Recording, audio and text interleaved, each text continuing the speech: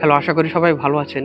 কোনো একটা দেশের রাজনৈতিক অস্থিরতা বা আদর্শগত দ্বন্দ্ব কতটা তীব্র রূপ ধারণ করতে পারে, ভয়ানক হতে পারে, সেরকম ঘটনা অনেকেই প্রত্যক্ষ করেছেন অথবা বিভিন্ন মাধ্যমে জেনেছেন।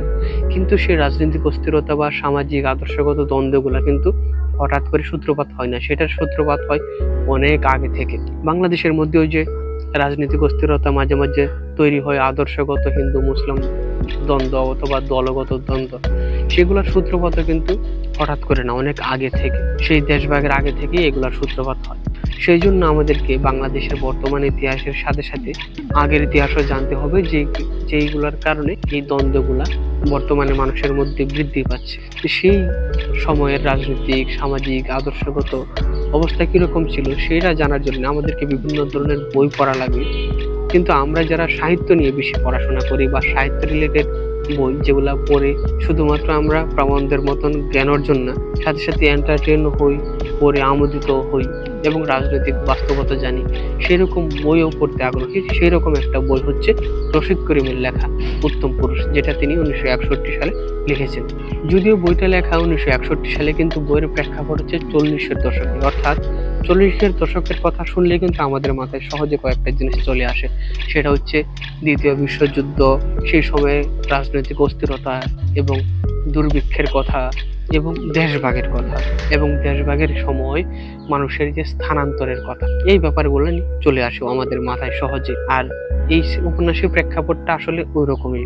এই উপন্যাসের মধ্যে আমরা যে কয়েকটা বিষয় পাই, সেগুলোর মধ্যে রাজনৈতিক অস্থিরতা, যুদ্ধের সময়ের মানুষের মানসিক অবস্থা, আদর্শগত মানুষের যে দ্বন্দ্ব সেগুলা, এবং এর সাথে সাথে যেটা একটা গুরুত্বপূর্ণ এবং উপন্যাসের মেন ব্যাপার, সেটা হচ্ছে সেই অস্থির সময়ে রাজনৈতিক দ্বন্দ্ব বা সামাজিক আদর্শগত দ্বন্দ্বের সময়ে যারা গরিব ছিল বা নিম্নবিত্ত ছিল, তাদের যে একটা অস্তিত্বের সংকটের মধ্যে পড়া লাগে, সেই অস্তিত্বের সংকটে পড়া মানুষের বাস্তবতা কেমন ছিল সেইটা জানার জন্য আমাদেরকে যে বই পড়া লাগবে, সেই বইটা হচ্ছে রশিদ করিমের লেখা উত্তম পুরুষ। তো বইটা এত আমি গুরুত্বপূর্ণ আকারে উপস্থাপন করছি কেন, সেই ব্যাপারটা নিয়ে আরেকটু বিস্তারিত বলি। আর সেইটা বলতে গেলে কয়েকটা বিষয় আপনাদের সাথে উপস্থাপন করা লাগবে। এর মধ্যে এটার যে প্লটটা সেটাও জানা লাগবে এবং কয়েকটা ক্যারেক্টার সম্পর্কে হালকা ধারণা নেওয়া লাগবে। এটার প্লট বা গল্প হচ্ছে শাকের নামে একজন ছেলেকে দিয়ে, যার মূলত বয়সটা উঠতি বয়স, অর্থাৎ টিনেজার, যে আস্তে আস্তে বাস্তবতার সম্মুখীন হচ্ছে। মানুষের মধ্যে যে কত দয়া রয়েছে অথবা দৃঢ়তা রয়েছে, হিংস্রতা রয়েছে এবং সমাজের যে শ্রেণী বৈষম্য রয়েছে, সেইগুলার যে ভয়ানক রূপ, সেইগুলা আস্তে আস্তে সে ফেস করা শুরু করছে। এবং যারা দরিদ্র বা নিম্নবিত্ত মানুষ, তাদেরকে কত সহজে উচ্চবিত্ত মানুষেরা শ্রেণীদ্বন্দ্বের মধ্যে ফেলে দিচ্ছে অথবা অবিশ্বাসী করে তুলছে অন্যদের কাছে, এই ব্যাপারটা খুব সুন্দরভাবে উপস্থাপন করেছে। আর এই যে উপন্যাসের নায়ক বা প্রধান চরিত্র শাকের, এখানে বিষয় হচ্ছে যে আমি উপন্যাস নায়ক বলে ফেলছি, আসলে এই উপন্যাসের নায়ক কিন্তু শাকের না। উপন্যাসের প্রধান চরিত্র হচ্ছে শাকের, কিন্তু নায়ক আসলে শাকের না, নায়ক হচ্ছে সময়। সেই সময়ে উপন্যাসের মধ্যে যে সময়ের বর্ণনা করা হয়েছে, সেই সময় কলকাতা কেমন ছিল, মানুষের মধ্যে সম্পর্ক কেমন ছিল, রাজনৈতিক অস্থিরতা, দোকানপাট, মানুষের কথাবার্তার ধরন, এগুলো কিরকম ছিল, সবগুলো সুন্দরভাবে উপস্থাপন করেছে। এটার কারণে এই উপন্যাসের নায়ক হচ্ছে সময়, শাকের না। তবে শাকের এটা লিডিং ক্যারেক্টার, যাকে আমরা নর্মালি নায়ক বলি। তো নায়কের ব্যাপারটা বলে দিলাম, যাকে আপাতত আমরা নায়ক হিসেবে তাকে বলি। এই উপন্যাসের নায়ক যে শাকের, তার দাদার সময়ে তাদের পারিবারিক একটা ক্ষমতা ছিল বা প্রভাব প্রতিপত্তি ছিল, কিন্তু বর্তমান সময়ে অর্থাৎ সেই 40-এর সময় যখন যুদ্ধ বিধ্বস্ত অবস্থা এবং দুর্ভিক্ষের অবস্থা, সেই সময়ে তাদের যে অর্থনৈতিক অবস্থা সেটা নাজুক হয়ে যায়। যে কারণে যখন বাজারে জিনিসপত্রের দাম বেড়ে যায়, তখন শাকেরের মায়ের মাঝে মধ্যে না খেয়ে থাকা লাগে। আর যদি বাজারের বিভিন্ন জিনিসপত্রের দাম একটু কম থাকে, তখন আবার তারা মোটামুটি চলে যেতে পারে।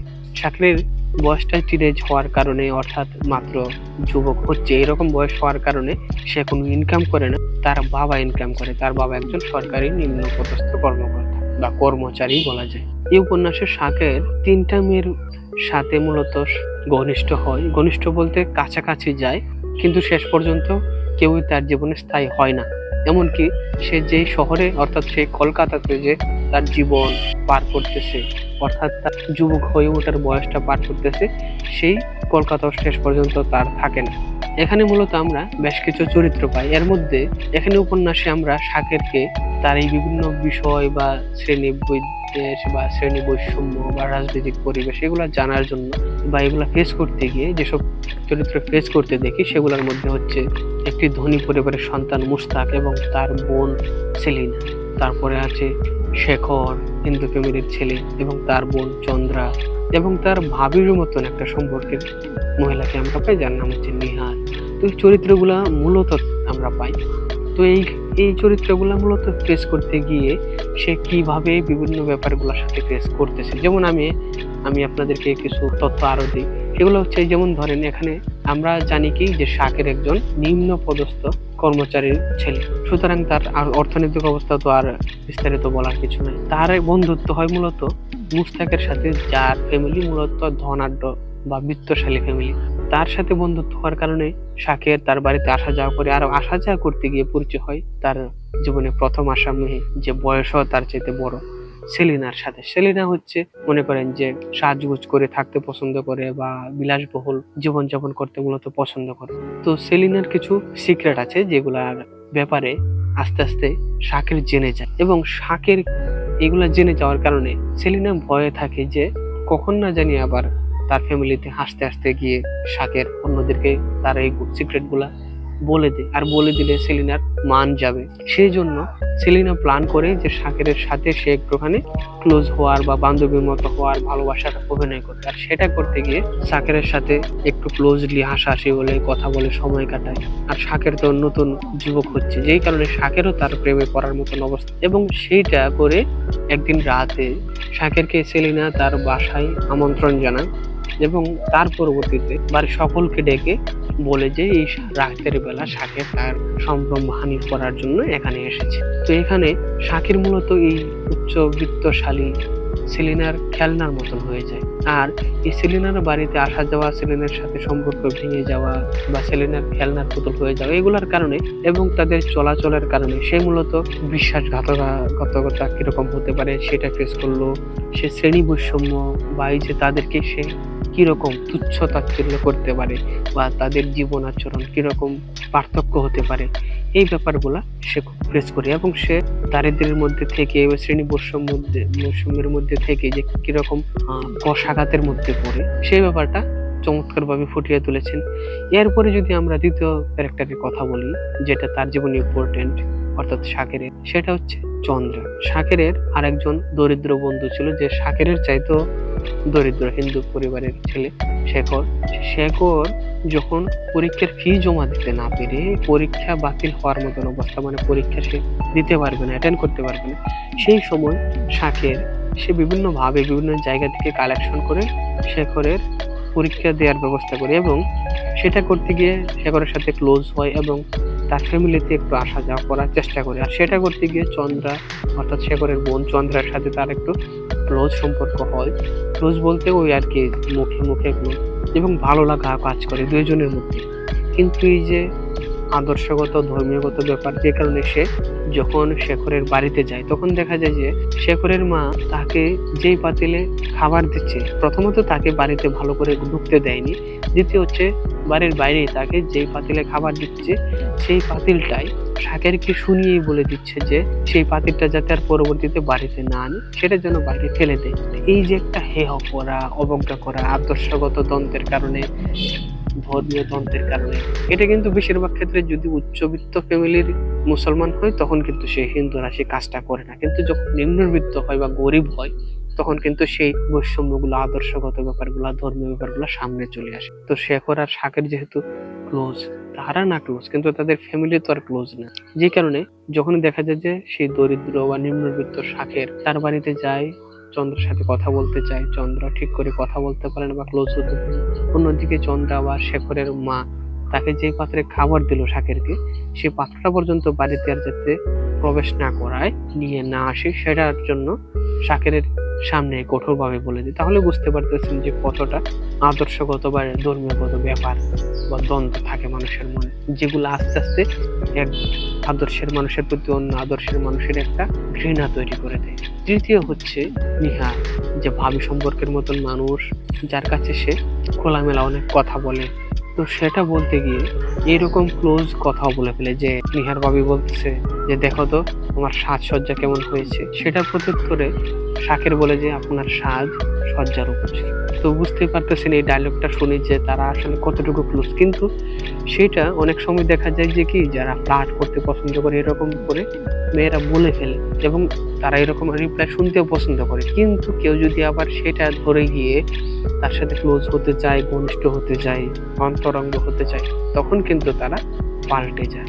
এইরকম পাল্টে যাওয়ার আরেকটা চরিত্র হচ্ছে নিহার ভাবি। তো আমি তো জাস্ট ক্যারেক্টার গুলো আপনাদের সাথে শেয়ার করলাম যে ক্যারেক্টার গুলো কিরকম, কিন্তু সেটা ফেস করতে গিয়ে শাকের মনস্তাত্ত্বিক ভাবে কিরকম চ্যালেঞ্জের সম্মুখীন হয়, অথবা সেগুলা কিভাবে সয়ে যায়, এবং কিভাবে লাস্ট পর্যন্ত সে কলকাতা ছেড়ে ঢাকার দিকে রওনা করে, এই ব্যাপারগুলো নিয়ে উপন্যাসটা। এখানে আরেকটা ইম্পর্টেন্ট ব্যাপার বলে দিই, সেটা আসলে আপনারা যদি আমারই এতক্ষণ কথা শুনে বা এই বই পড়ে ইন্টারেস্ট হন তাহলে বুঝতে পারবেন। সেটা হচ্ছে এই বইয়ের মধ্যে রবীন্দ্রনাথ নিয়ে শাকেরের এক জায়গায় কিছু যুক্তিতর্ক উপস্থাপন করে, একটা জায়গায় সেই যুক্তিতর্কটা আপনারা যদি বইটা পড়েন অবশ্যই পড়বেন।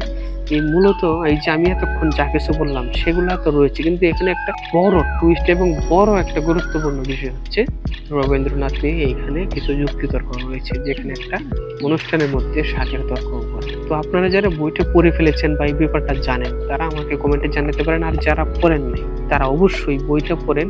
আর বইটা পড়ে এতগুলো সম্পর্কে যেগুলো বললাম, অথবা তার যে বিভিন্ন চ্যালেঞ্জ ফেস করা মেয়েদের সাথে ঘনিষ্ঠ হইতে গিয়ে বিভিন্ন ধরনের শ্রেণী বৈষম্য বা আদর্শগত দ্বন্দ্ব ফেস করা, এগুলা যেগুলো বললাম সেগুলো তো রয়েছে। এগুলোর বাইরেও যেটা সবচেয়ে বেশি আপনাদেরকে নাড়া দিবে সেটা হচ্ছে রবীন্দ্রনাথ নিয়ে একটা যুক্তিতর্ক রয়েছে, বিতর্ক রয়েছে, সেটা আপনারা অবশ্যই পড়েন।